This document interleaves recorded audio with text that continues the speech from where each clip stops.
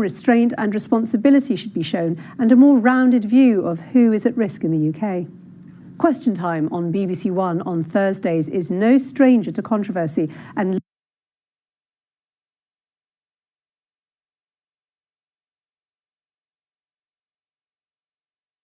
there's no perfect way of doing things, and the idea that you can avoid pain is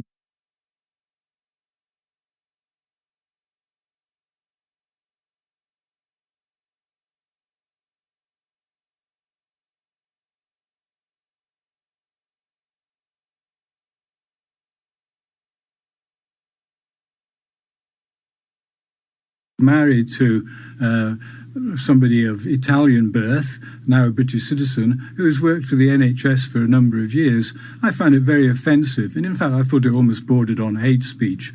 And I was appalled that the chair did not interrupt, stop the rant, nor correct the rather uninformed and bigoted speech that was given. One member of the panel was allowed La MacArthur revisit the circumstances of her death. Her husband, Miami-Dade homicide cop Ted MacArthur, claims she was fooling around in the bedroom when she unintentionally shot herself with a pistol she believed was unloaded.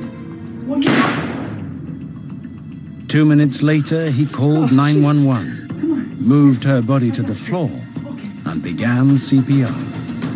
Baby, please come back. Don't leave me, baby. Come on, please.